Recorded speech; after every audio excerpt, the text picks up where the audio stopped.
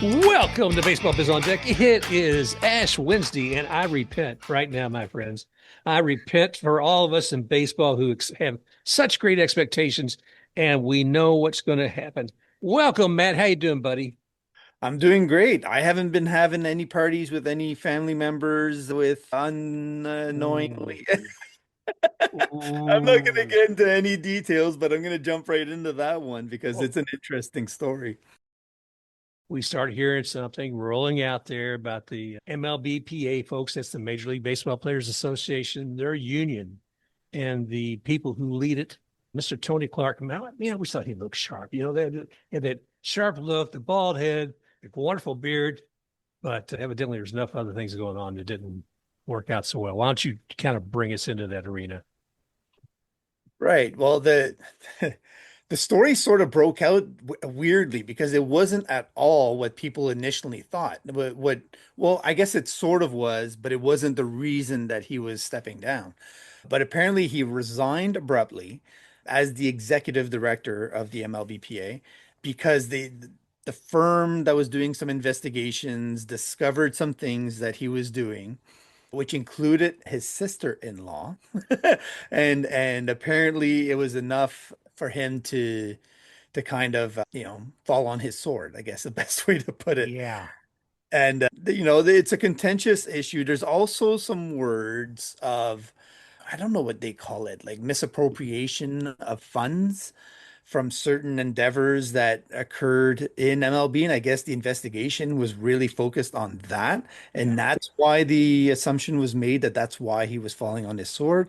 Now, whether or not one was going to sink him or the other or both together, I think you could argue, one or the other. But the long and short of it is that he did this, I think, on his own. Like it wasn't thrown onto him, as far as I know, knowing that more stuff was going to come out later on.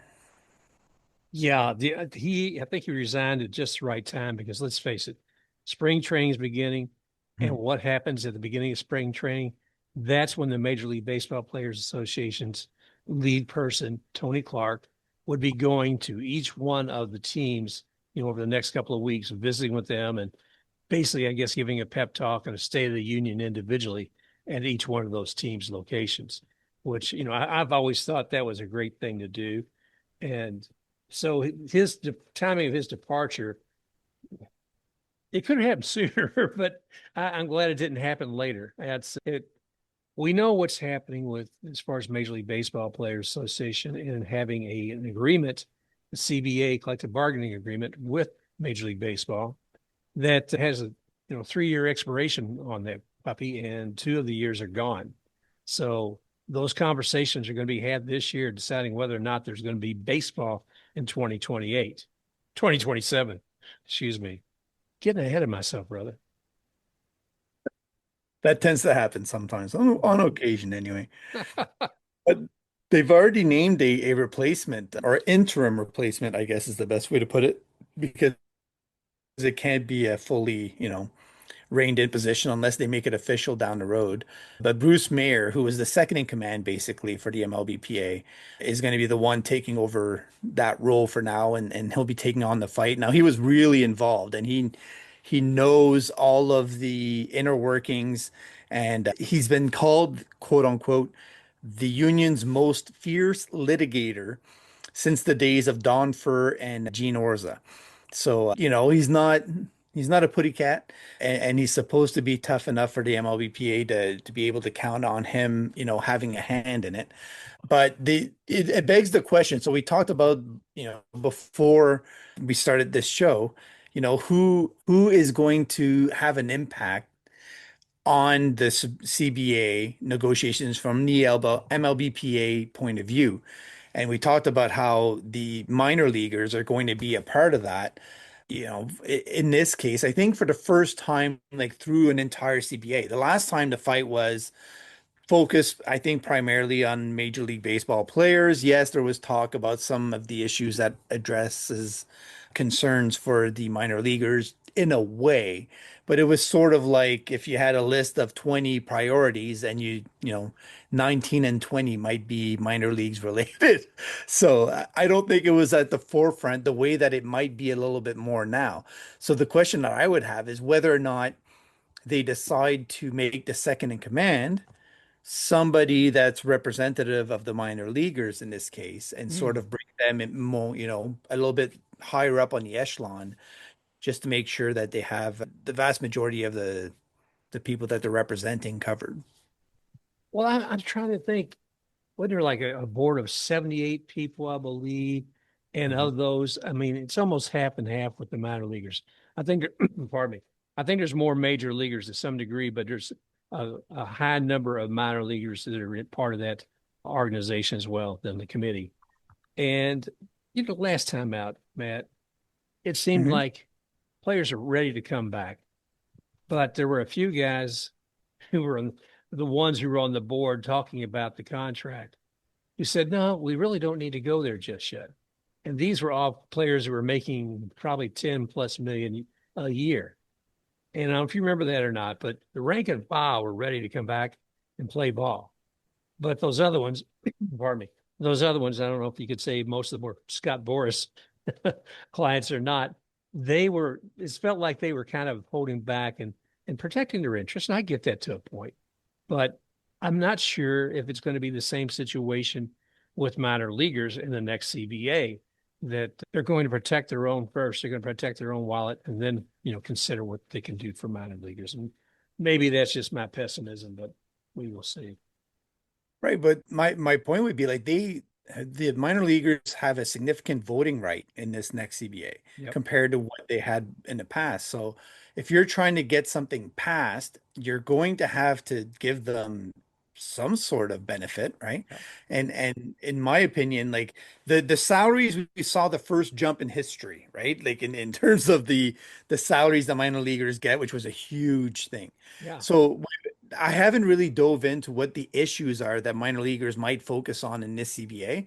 But in my opinion, one of the things that they may want to increase is or improve would be the way the Rule 5 draft happens so that they get more mobility from team to team and they're able to get into, you know, a position to get playing time more easily or adequately than they currently have. Because right now the Rule 5 draft is pretty restrictive. It's kind of not really taken seriously.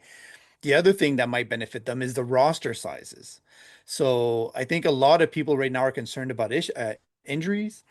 So if you're looking at, you know, maintaining a certain roster size. So for instance, if MLB was to allow a 27-man roster all year long, no bump up in September, right? Wouldn't that be better for minor leaguers as an example? Like that Yeah. actually, you know, improves their chances of getting a spot in MLB, not being stuck in AAA.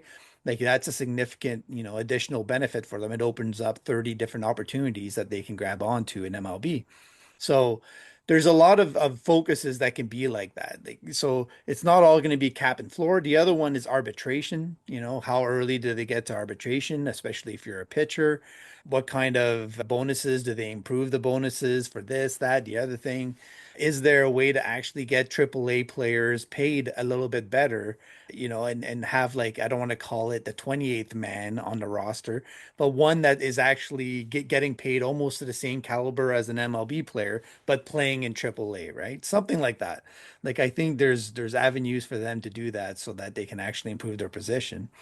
But I think the CBA is going to be very interesting because now it's what I like about this whole change, right? And I said this on Blue Sky, and I think you kind of shot back at me like it's not all positive, right? But I like a change in leadership. And the reason is because when you go into a room and you're always the same voices, hearing the same stories, and you've heard them before, and it becomes a little bit mind-numbing and you already have emotions driven into it. So I think bringing in new blood, whoever that second in command ends up being, is going to be able to look at things through a little bit fresher, you know, glasses and not be as combative maybe as Tony Clark might have been in this situation. And they might be able to, throw a different angle into something that you're actually able to grab onto at that point and change the conversation a little bit. So I see it as providing us with a little bit of hope from the players' side Mhm. that they may have a little bit of bend in the way that they see the situation in the CBA. Well, let's hope so. I'm looking here real quickly. Let's see. As far as the makeup of those folks, so I thought Major League had a slight edge. And let's see what it says here. This is in an article in the Athletic, and from we confirm this is actually from 2024, and he was talking Mm. about the unrest about how people were feeling about Bruce Meyer, and they were talking about, well, we should probably get Tony Clark to get rid of him. But at the end of the article, Drellich points out, he says, minor leaguers now have a significant say in the governance of the MLBPA. The executive board of the union has 72 slots, 38 belonging to big leaguers, 34 to minor leaguers. So while it may not be an equal voice, it is certainly, a large one and one that should have some impact. Mhm. And I think now, like, but players are smart enough to recognize the fact that, what they've done so far has been excellent for the top 10%, but it hasn't, moved the needle up as much for the remainder of the league, right? So hopefully they have a way of addressing that. But all that to say that it'll be interesting to see, Tony Clark right now is going to get exiled for a while, I imagine. The Will he land a baseball job or a representative job at some point in time in the future? Who knows? I think the more applicable thing in this case is the improprieties when it comes to, investments and money made. If that ends up being true and he ends up, getting charged with that in some way, shape, or form, I think that would kill his career with baseball. But it's another one of those chapters in baseball where money always seems to impact things in a certain way. And, you don't have to go any further than Pete Rose and the White Sox of old. And there's a lot of pain to go around when it comes to money and baseball. And it'll be interesting to see how much it impacts the season for the Players Association and the fight. Well, let's hope it doesn't affect anything we fans see out on the field. I don't think it will. I think they're going to rebound back with some good answers of what needs to be taken care of. And I think the season is secure. I can be more concerned about next year, but we'll worry about that a little later on. Hey, I did want to ask you, what do you think about the ABS system now? About we're watching your game on TV now, and you see your little box, and they no longer call it as strikes and balls, man. They'll still have the little box there, and you can see where the ball's at, but they're not going to post that on TV anymore. They say that, but I don't know. Like I'm curious to see how it'll actually work and what they'll actually have. Like, do they decide what the networks are going to put on? Are they going to stop it, Apple from having their own? Because I think Apple had a different version of what they showed. Like they showed a lot more velocity, angle, drop, yada yada yada. They had a lot more data presented. So is MLB going to get involved with that as well? The ABS system, I love it. I think it should go in for 100% of the pitches. I don't see why we wouldn't. Really, to not go in 100% of it's like as if you had a fully self-driving space shuttle and you decided, well, I'll let it drive 2% of the time and then the rest of the time I'll drive. Like it Jeez. doesn't make any sense.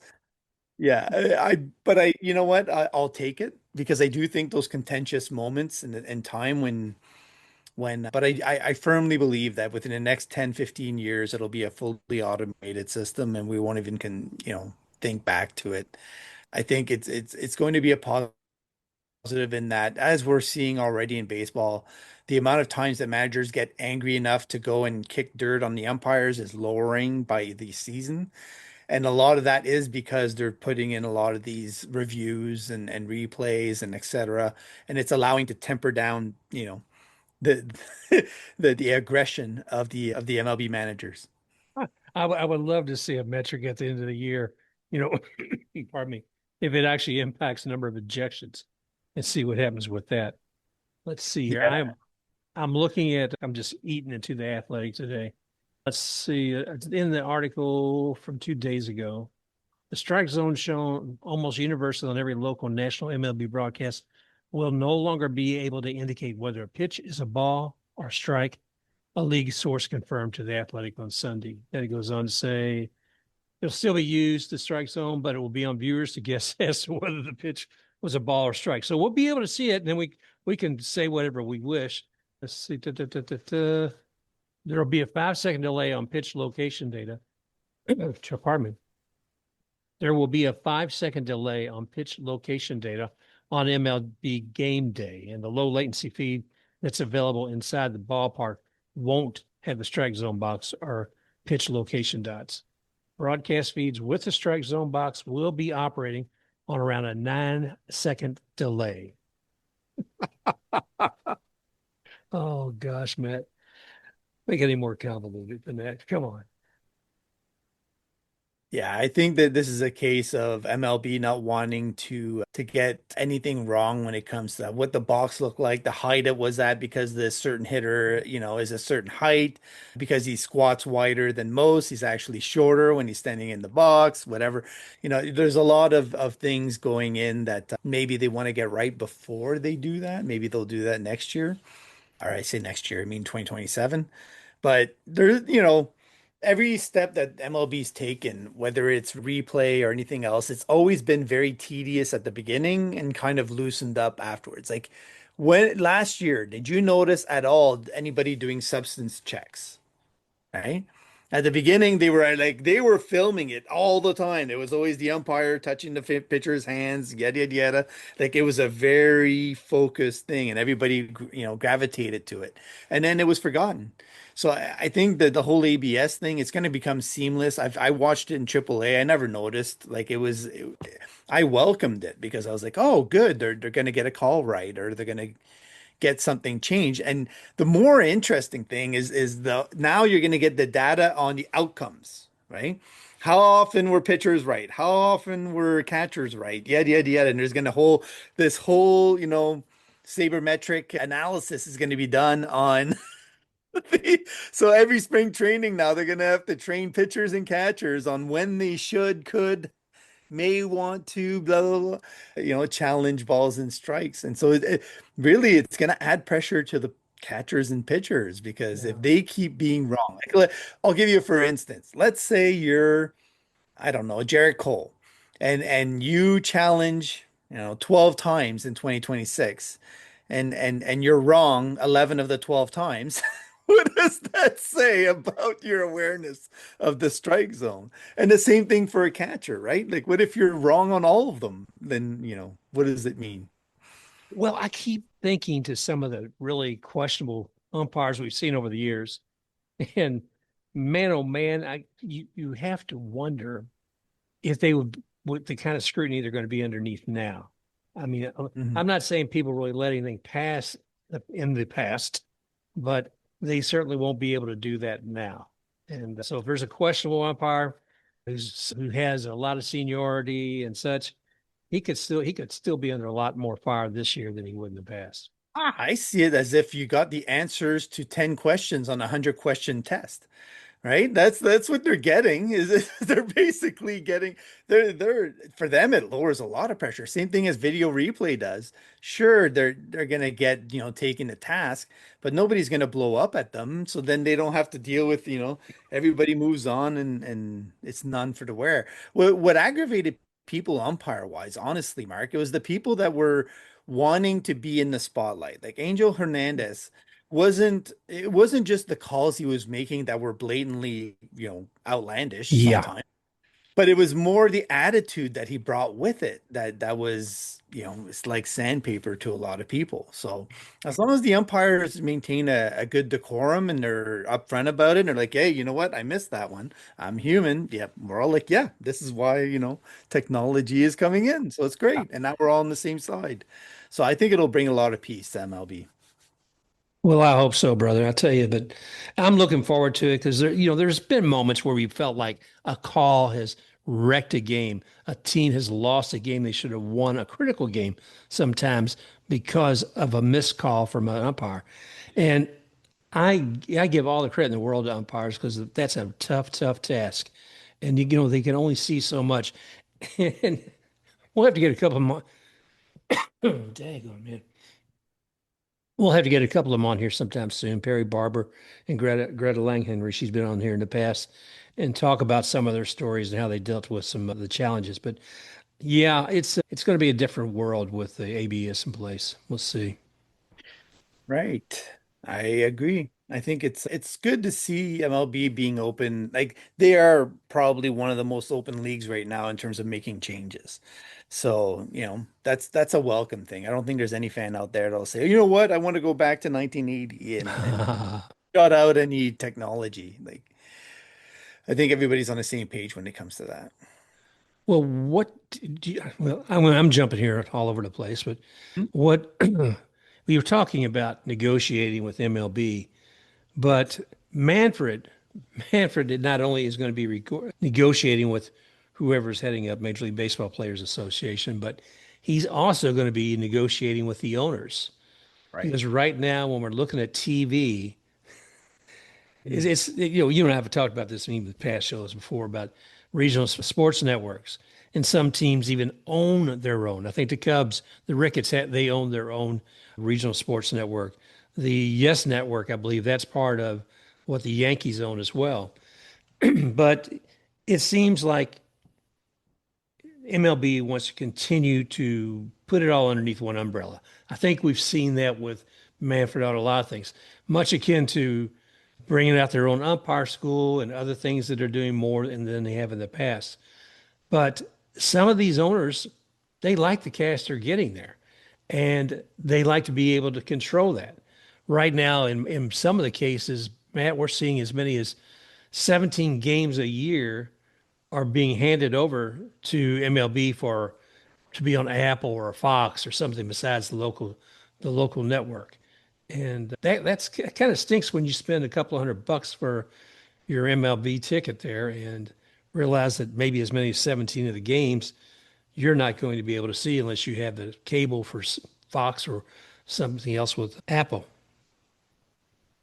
I I think, when we look at the at professional sports, there's always like a changing environment when it comes to their sources of income. And yes, we focus a lot on TV and streaming, but I see so they got a lot of money from these TV networks, but I think they have because they were sort of using the TVs as a middleman between the marketers that were going to be paying to get their ads on those TV networks, etc.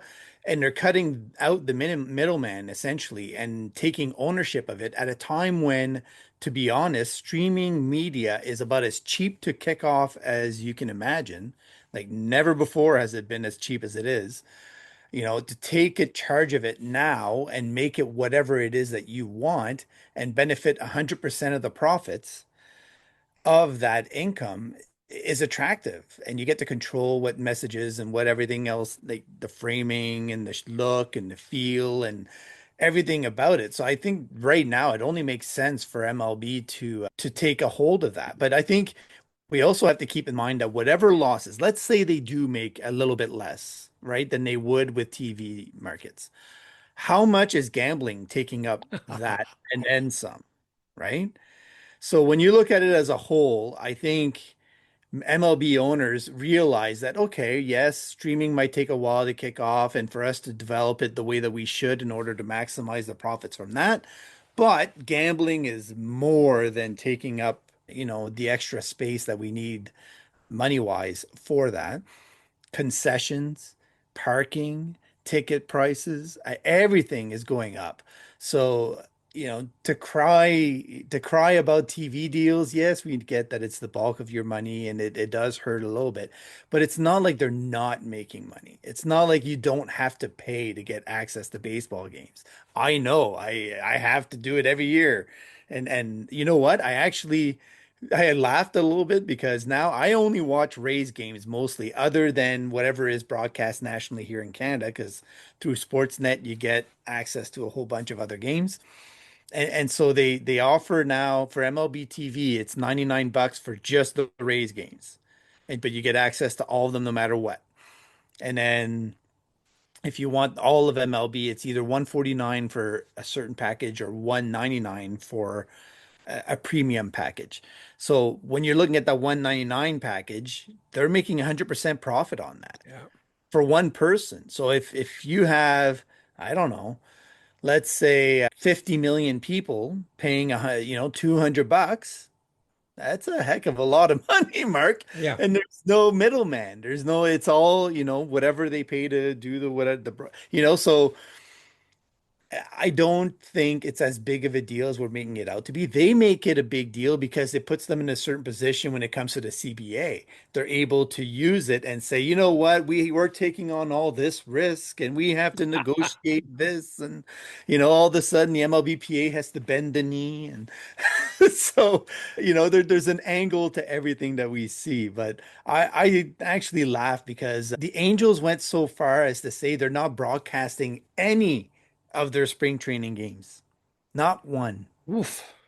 Woof. And did anybody care? No. You know what? I'm actually thankful because apparently they're putting Mike Trout back in center field. So I was too angry about that. And I know it'll lead to another injury. And I'm not really happy about it. I wanted to see him end his career on a good foot. But that organization and Craig Calcaterra said the perfect thing where he said it's just a dumpster fire of a franchise, which I was like, oh, you know what? Like it's not the right take, basically, in terms of, if you want to appease your fans, you're competing with Los Angeles Dodgers of all teams, and you decide to not broadcast your spring training games at a time when everybody is 0-0. You can get any fan hyped up, give them a glimmer of hope, whatever it is. So I don't know. Why would you choose to do that, Mark? I'm trying to get the benefit of not broadcasting spring training games. Where's the benefit? I can't begin to imagine. I don't know what kind of statement that's supposed to be, but it doesn't make any sense to me. I saw the headline on it. Pardon me. I didn't dig into the story, but I was like, think is why? What is the purpose of this? I mean, it's a slap in the face to your fans, nothing else. It's like saying, yeah, well, it's more bothering than we wanted to contend with. So hey, we're not doing it. Right. And it's whole thing's the fans first, man. It's not there. But go ahead. Oh, go ahead. Well, I was thinking fans first. The missus and I, we went to the Fan Fest this past weekend.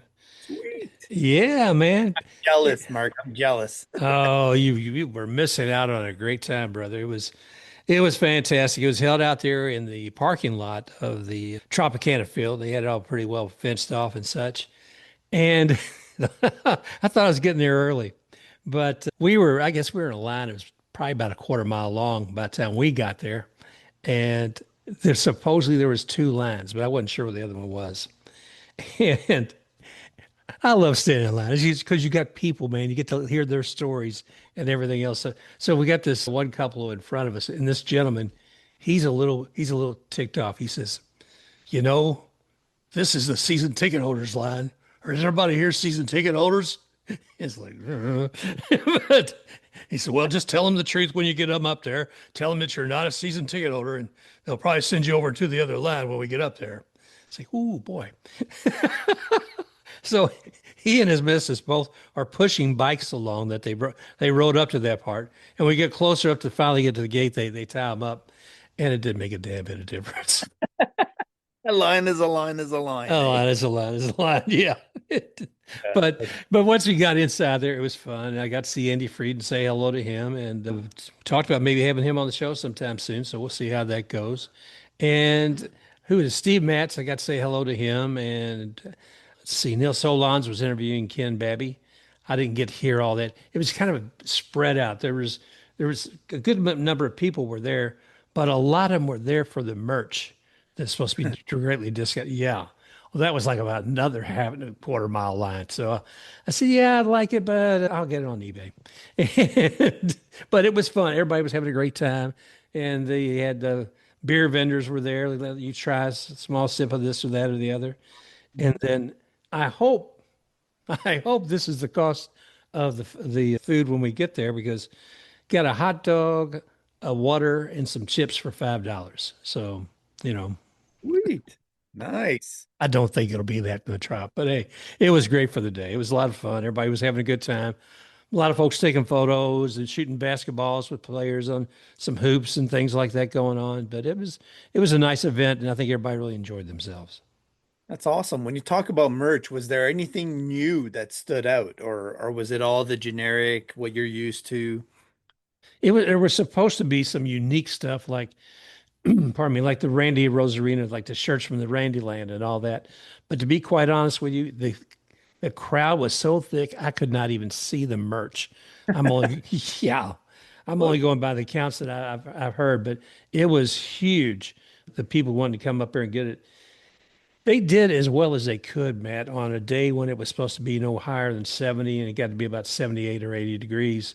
And it was, it's a little difficult for some of the older people. I should know, but it was good. Everybody seemed to be having a good time, and it was great to see a lot of youngsters out there too, enjoying it and meeting the players and watching those big eyes grow in front of them. It's yeah. exciting time, exciting time. That's awesome. No, it's a great event, and I think they should even have a mid-season fan fest, when they have the All-Star break. Make all those players that are supposed to be going home, like punish them for not making the All-Star team and get them to have a fan fest at that point, right? A midsummer fan fest. I like that. You should have made the All-Star team. No, but I was gonna ask, have they said at all, and I'm still waiting to hear on this, whether or not they're gonna have the a whole upper stands open all year round, or are they limiting the attendance, like they did in the past where they block off certain sections? I have not heard on that, to be honest with you, Matt. I have, there's the word is I think there's going to be certain sections that they have special up there, maybe in the 300s, but I haven't seen things saying that they're going to open it all the way up. When I used to work there, I remember if you were working the 300 level, and there weren't all the concessions were not open on that floor because there wasn't enough volume coming up there, and you'd have to go down to the 200 level or the 100 level to actually get your food and come back up. But I always like sitting up there at the 300. I mean, not all the time. All But right. it's like everything in the ballpark. It's a different experience wherever you're sitting, and that's one of the cool things about baseball. Every game can be a unique experience for so many different things. But it'll be nice getting back into the Trop for a couple of years. I'm just be excited once all the other stuff gets done that I won't talk about anymore for the future. Yeah, I just wondered, like the whole stadium deal coming together for Tampa side, if it'll actually boost the attendance a little bit, because I think there's still a good portion of Rays fans that are just waiting for the hammer to drop and them to move out of the area altogether. Like they still believe that that's going to be the end result at some point in time because they were sold that for so many different years, and there's still a little bit of tepid attitude when it comes to that. And like we said before, where they're going to an area where they'll suddenly be a part of that Lightning, Buccaneers, and be a part of the sports mecca in Tampa. I mean, that makes them part of the family all of a sudden. So will there be more people willing to adopt them and pay more attention to them? I hope so, because the team does work hard and does a great job of putting a good product on the field. They deserve to be watched by a lot more people in Tampa for sure. Yeah. Yeah, I agree with you, Matt. Well, but that's the bulk of what I had here today. I know there's been actually people and things going on, some trades. What are some of the ones you like to talk about today? Is there some of that you like to cover? I just want to talk about Jacob Melton because apparently, I say Jacob Melton and then Adam Berry. So Adam Berry wrote an article where he was saying that Kevin Cash believes that the ball comes off of Jacob Melton's bat the same way that it does off of Yandy Diaz, which, when you're talking about high praise from somebody that's an important, person to have as a fan of your skill set, that means a lot. And I kind of always pointed to him and Ben Williamson as two guys that I think will help the Rays, maybe could help the Rays overachieve a little bit.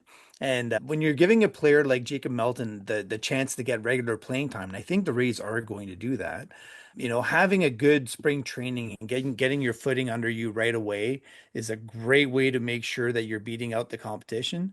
So just to hear that message from Kevin Cash and it build a little bit of excitement for the Rays team that kind of is going to need to build that confidence now that they've lost a few leaders, on the team. So it's going to be fun to see what Jacob Melton is able to do in spring training once the games begin. And Mark, the games are beginning very soon. Yep. Yep. So it's going to be great to get some actual feel for what the team looks like. I also want to add that the WBC is just around the corner. We're sort of watching the Olympics in Canada because hockey is a big thing and we're kind of, getting close to I think Canada made the semifinals and so did the US. So there's a chance that they could meet for the gold medal game. So that'll be fun. But the focus is definitely shifting to spring training and getting games in the WBC. So, it'll be a fun week to kind of, or 2 weeks to get some spring training games before WBC starts. And then we'll be able to make sure that the healthy players continue on. And that's another thing that I like with the Rays right now is they only have one guy on the 60-day IL, which is Manuel Rodriguez. I just hope that keeps up all the way through spring. Yeah. And then that way we can actually, go into a season with a really strong, healthy team, especially pitching wise. But the last thing I wanted to touch on really, Mark, was we talked about the CBA earlier and how it's going to actually play out. I think we need to be cognizant of the fact that there's no downside for the owners, at all. Yes, we could miss games. They could lose income, this, that, the other thing. The tax system in the United States and in Canada is built to protect wealthy people's income. So No. all of the losses are going to be applicable, not just for the operation of that team, but they can transfer the losses against income from a whole bunch of other companies that they have, other investments, etc., which are probably more beneficial to them to do than the major league portion. So all of these owners are going to go into the CBA talks, and I described it this way as the fat kid on the seesaw, while the MLBPA are the skinny kid dangling their legs at the top. That's the way the CBA plays out because of the tax system, and there Yeah. isn't anything we can do to change that. So as we will hear all season long about the CBA and this, that issue, always think of it from that point of view. MLB players will lose from the first day that they don't play a game, right? They lose that income, they never see it again. It's not replenished Yep. after the fact. Owners get everything that they lose back. So remember that. That's my send off for the day. Ooh. Well, I'm going to pepper something up after that because that's one right between the eyes, brother. Mm, Hey, I did have a guy stop by the museum this week and he wanted to talk about the team. He said, well, he's listening to the show and I love how everybody can get hold of something in a mm, game, and it's so important to them. And the importance of he doesn't like our outfield this year. He says they're poor performers. He says at the plate. He says you realize that the Rockies outfield out they had so many more home runs than what the Rays had. This is the group of Rays outfielders we have. I said okay. I said how was the season last year with the Rockies? Yeah, that's what I thought. Well, he says, we're going to be down where they're at this year. I said, sir, I beg to differ. I said, I understand there's always going to be variations, and there's one reason why we're making changes to the outfield too. But that is kind of a solitary measurement of success for what you can see for a game or a season. But it is somewhat accurate, Mark, in the fact that the Rays have never taken, I shouldn't say never. They've taken the outfield seriously, like the Randy Arozarena trade. When they traded Matthew Liberatore to the Cardinals to get Randy Arozarena, that was a commitment to the outfield by trading what was really one of their top prospect arms to the Cardinals in order to amp up their production. And they worked out grand at the beginning, right? And then over time, it kind of wore thin a little bit. But I think that I feel the frustration from the fan, and I actually understand it. But I will say they addressed it, like in a way, like they addressed it in a way that they made changes. They didn't just sit still. So when you're looking at the lack of home runs, right? Who did they send out? Jake Mangum had 3 home runs last year. He's gone, right? Cameron Meisner had 5 home runs. He's gone. You had Christopher Morel, who was supposed to be a power bat, had 7 home runs. He's gone. You had Josh Lowe, of all people, who, despite getting over 415 at bats, ended up with just 10 home runs. He's gone. Tristan Peters, gone. Everson Pereira, gone. Travis Jankowski, gone. Like all the guys that were underperformers. Yes, Chandler Simpson is still around, but now you're looking at the Rays, and Jose Caballero was another one that played sometime in the outfield. I'll just throw him out there. But you're looking at an outfield now where they brought Ryan Velarde, Jake Fraley, and Jacob Melton. And I think Jacob Melton is one of those guys that is going to grow on people a lot. They also have an ability to bring some of their infielders out to the outfield if need be. And I think the focus is more on getting decent production. It doesn't even have to be outstanding because the Rays infield is really strong overall. Like Jonathan Aranda, Junior Caminero, Yandy Diaz. You have a core group there that is going to hit. They're going to hit home runs. They're going to support the offense and the pitching. So you're not looking for outfielders that are going to hit 40, 50 home runs. It would be nice. But if they can just hit 20 home runs, right?